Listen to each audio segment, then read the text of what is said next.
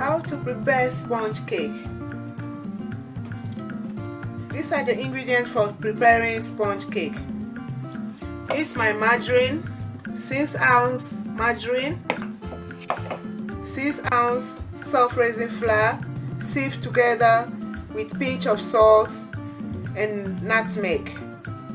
If you are using self-raising flour, you don't need to add baking powder. But if you are using all-purpose flour, then you can add about a teaspoonful of baking powder. This is my caster sugar, my vanilla essence, 4 fresh egg broken. To know that your egg is fresh, the yolk have to be firm like this. But if you crack your egg and the yolk is all mixed with the egg white, that means the egg is not fresh. So as you can see, I've got my 4 fresh egg here and my baking tin already greased.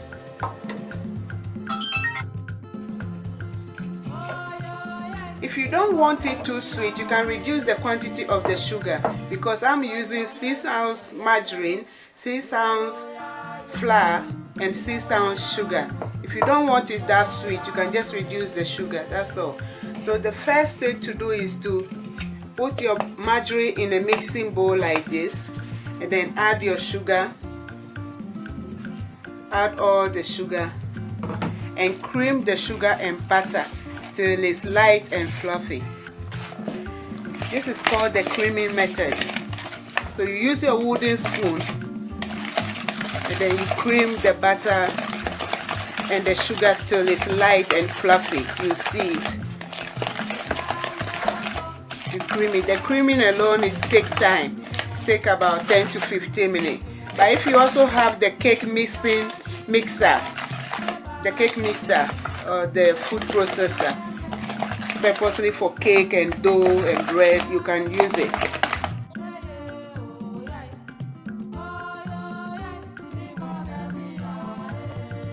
So you can see this is the margarine and the sugar creamed till all the sugar is completely incorporated. So at this stage, I'm going to add the egg. I'm going to add the egg yolk one at a time and continue my creaming process. Because if you add all the egg together, it will cuddle. Then you see it running. The egg might not mix properly with the margarine. But if you do it a bit at a time, you see, you make it more creamier and more fluffier. If you add all the egg together, it will cuddle. Cuddle means the egg will separate from the butter and the sugar. So you see, this one is mixing nicely. Add the egg yolk first. Now I've added the egg one at a time, beating well after each addition.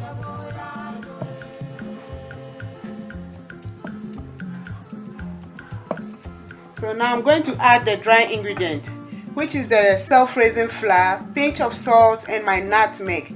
I've already sieved into the bowl. Meanwhile, this is my vanilla essence. You can use any food flavoring that you like. I'm just going to add about a teaspoonful of the vanilla essence to my mixture. And then I fold in. At this stage, you don't cream again, you just fold in the flour.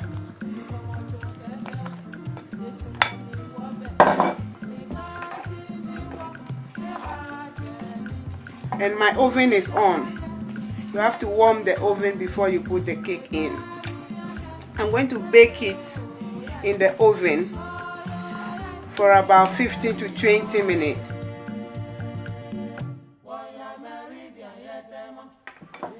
Or until I'm going to cook for about 15 to 20 minutes until it's cooked. For you to check if your cake is cooked, you can use a skewer. A wooden skewer, metal one, or your kebab stick. You put it through the middle, and if it come out clean, that means your cake is ready. And add a bit more.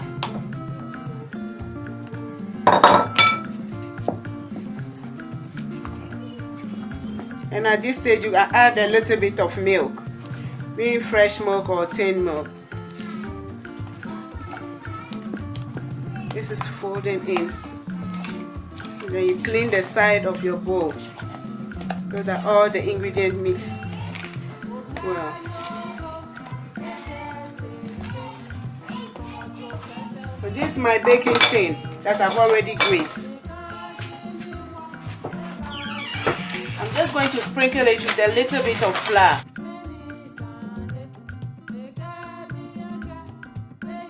So after greasing the baking tin, I still sprinkle with a bit of flour so that my cake will come out very easily.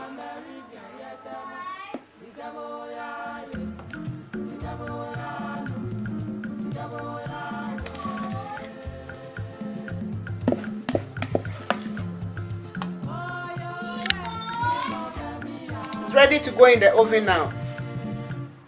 As soon as you put the cake in the oven, don't leave it open. Keep it closed.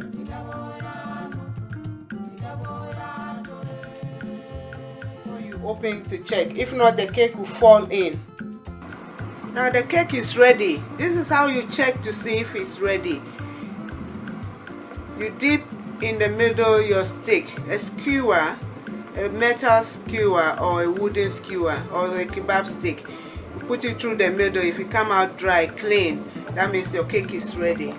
So you take it out and put it on your rack for it to cool.